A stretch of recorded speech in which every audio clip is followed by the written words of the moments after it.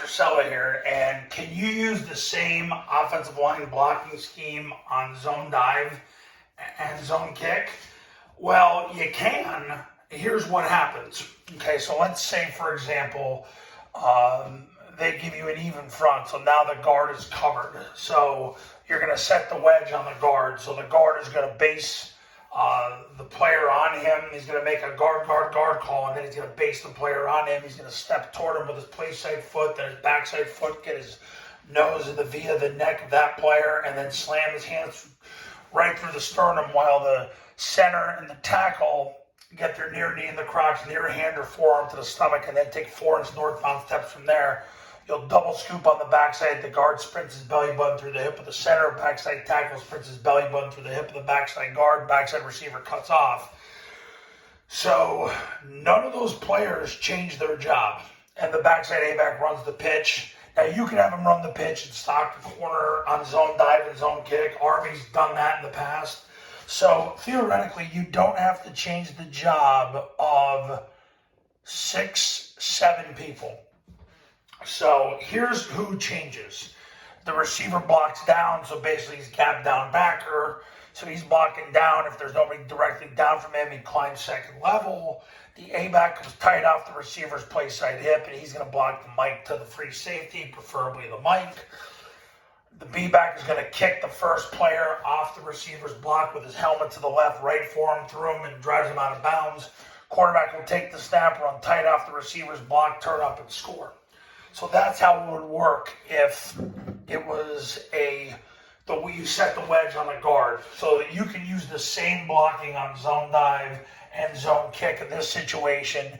It'll apply for 7 of the 11 people. The only people who change their jobs are receivers down instead of blocking the nearest inside backer. The A-back comes off the receiver's block, and he has the mic to the free, so he basically loads. The B-back kicks, and then the quarterback obviously is the runner. That's what's different between that and the zone dive. Now, if they give you an odd front or they cover the center, really it's if they cover the center. So the action starts at a 3 technique. So if the guard's uncovered and there's a 1 or a 0, it's a center call. So the center's going to snap the ball. He's going to take 2 steps up the field, get his nose in the via the neck of the player on him and slam his hands through him, right through the sternum, because you got both guards coming in, getting their near knee in the crotch, near hand or forearm to the stomach, and then 4-inch northbound steps from there, while the backside tackle sprints his belly button through the hip of the backside guard, which cancels the backside B gap. The receiver cuts off. What you're going to have here is you're going to have the tackle veer it inside, and he's going to block the mic.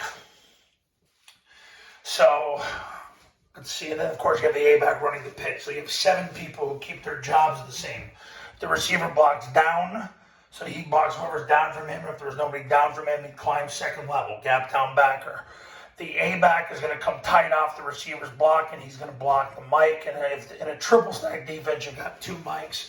If you want to align him a little wider, that's fine, and he'll get his inside knee through the crotch of the mic. Then from there, you've got the B-back kick in the first thread off the receiver's block, helmet to the left, right forearm through him, trap him, drive him out of bounds. And you've got the quarterback taking the snap, running tight off the receiver's block, turning up and scoring. So that's if you set the wedge on the center. Now, special situation, if you get a 4-eye, here, so here's what's going to happen. Now you got a 4-eye.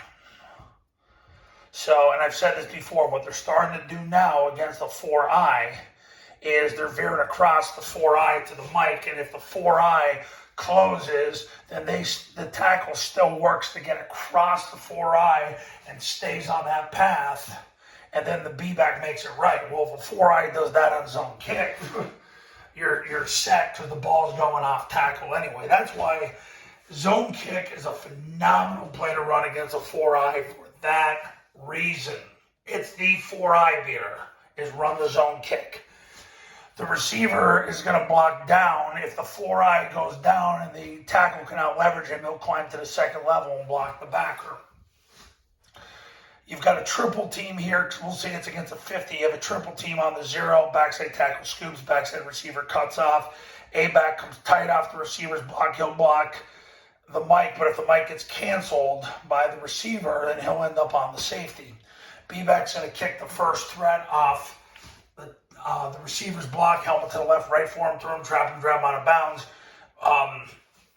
The A-back runs the pitch, quarterback takes the snap, runs tight off the receiver's block, turns up and scores. So to answer the question, yes, you can use the same offensive line blocking scheme on kick as you do on zone dive. Zone dive and kick, you can have 7 people do the same job, but the receiver blocks down, the A-back comes tight off the receiver's block, and he has the mic to the safety. The B-back kicks, and then the quarterback runs 90 degrees till he gets to the receiver and then goes tight off the receiver's block, turns up and scores. So yes, you can keep the two the same. You can. Now you're not always going to get a hat on the safety in some situations, but nevertheless, you're going to cancel the first and the second levels. You're going to do it with greater authority because you're going to be able to have that triple team on the defensive tackle. So I'm hoping that helps you in this, that you can pair the two schemes together. Yes, it's been done by the academies and especially Army. And overall, feel free to use it. And if you're looking to become a client in 2022 for the academy, the camp, give me a call. My number's on the thumbnail of this video. So is my website. I'm going to have more testimonials this year because I had some clients do some pretty awesome things. It's been a good year. We'll talk soon.